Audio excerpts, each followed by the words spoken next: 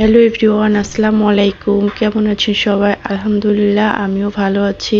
আজকে ইফতারের জন্য একটা ঠান্ডা ঠান্ডা রেসিপি তৈরি করেছিলাম, তো ভাবলাম আপনাদের সঙ্গে শেয়ার করি।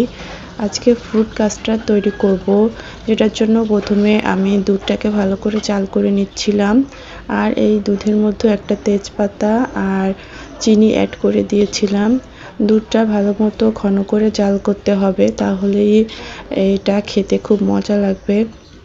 আর দুধটার ঘনত্বটা যাতে আরও বেড়ে যায়, সেটার জন্য আমি একটু পাউডার মিল্কও অ্যাড করেছিলাম এর সঙ্গে। এবার ভালো করে নাড়াচাড়া করে দুধটা জাল করে নিচ্ছিলাম।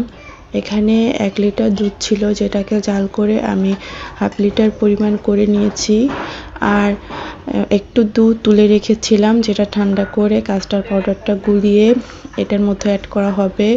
এই যে এই দুধটার মধ্যে কাস্টার্ড পাউডার অ্যাড করা হয়েছে, আর এটা ভালো করে নাড়াচাড়া করে নিচ্ছিলাম। এরপরে এটা দুধের মধ্যে অ্যাড করে দেওয়া হবে।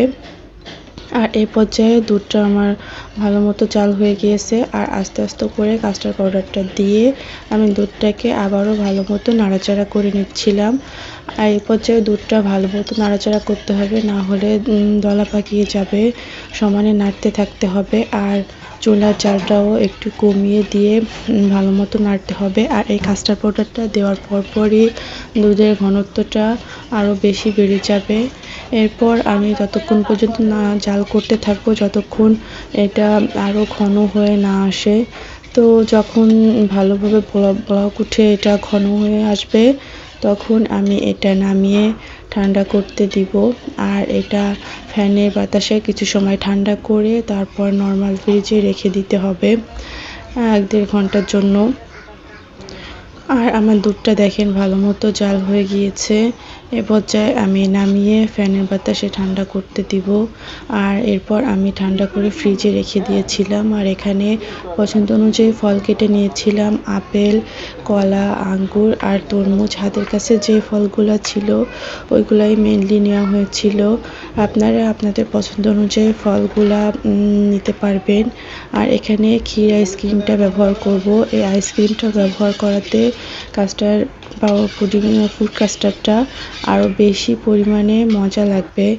তো আমি সব উপকরণগুলো রেডি করে এবার এই বাটিতে সব সার্ভ করে নিচ্ছিলাম। কাস্টার্ড এর মিশ্রণটা দিয়ে, আইসক্রিম দিয়ে আর ফ্রুটসগুলো দিয়ে দেখেন দেখতে কতটা আকর্ষণীয় হয়েছে, অনেক লোভনীয় দেখতে হয়েছে, দেখেই খেতে ইচ্ছা করছে। আর ইফতারের জন্য এটা হচ্ছে একটা বেস্ট আইটেম।